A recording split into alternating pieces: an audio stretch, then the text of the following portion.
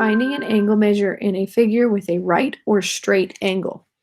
All right, so we know we're going to find a missing angle because they've told us that in the title, and we're either going to start with a right angle or a straight angle. So a right angle literally means that you have something that looks like this, and we should get a little 90-degree box in the corner. So they'll probably give us a diagram that looks something like that if we have 90 degrees. So we know the whole thing equals 90, and then they might put like another line in the middle here and give us a degree. So like this one is 35, what's left over? And we'll have to subtract to figure out what's left over. In this case, they're giving us a straight line. So it says angle STV, which is going across the bottom here, is a straight angle. So even though it's a line, we call it a straight angle. And a straight angle has to add up. Every line is 180 degrees. And the reason it's 180 degrees is because we're thinking of a circle. So if I kept going around on this one where they have this green arc here down at the bottom, if I kept going around, and this isn't going to look quite as nice as their arc, but I would make a circle if I kept going all the way around. Well, a circle, if you turn all the way around, it's 360 degrees. So if I only turn halfway around, which is what a line is, I went 180 because it's halfway to 360. So I know this whole thing equals 180. They're not going to tell me that each time, but I just know it equals 180 because it's a line.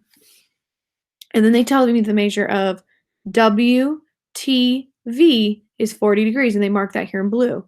And then they want us to find the measure of STW, which they've marked with this red arc.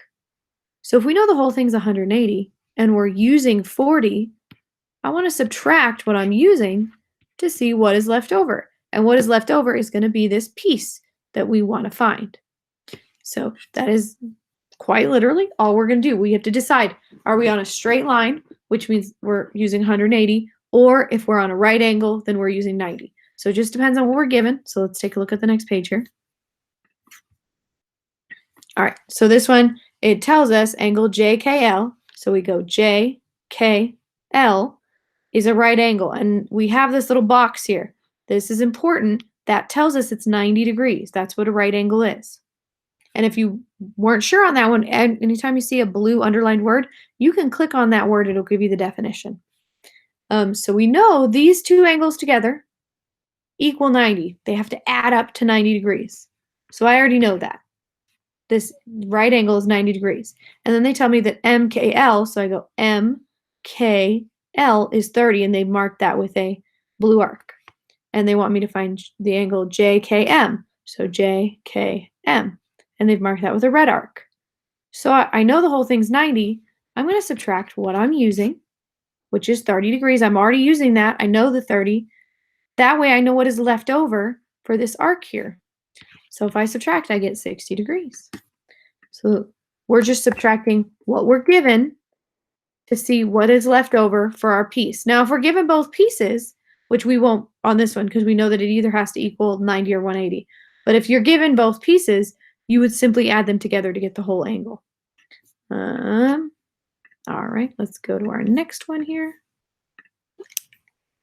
So we have angle FGH is a straight angle. So remember, straight angle, right away I know I'm dealing with 180. The measure of angle FGJ is 115, which they've marked with a blue arc. And they want us to find the angle JGH, which they've marked with a red. So again, we know the whole thing's 180. I'm already using 115 degrees. So let's subtract that. Here's some borrowing here. So we get 65 degrees. So angle X, the only thing left for this arc here, angle X, is 65 degrees. So that is our answer. All right, one more here. So we're starting with ABC, which is a right angle again. So angle ABC is a right angle. And again, they give you this box. Anytime you see this box, that means that it's a right angle. And right angles mean 90 degrees. And then they tell us that angle ABD is 25 degrees. So ABD, that's 25 degrees. And they want us to find DBC, which they've marked with a red arc and an X. So again, we know we're starting with 90. I'm using 25 already. So I'm just going to subtract to see what's left over.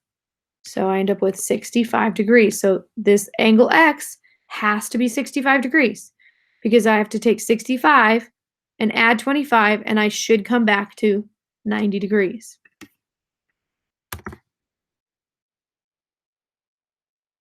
All right, we finished another one. Yay!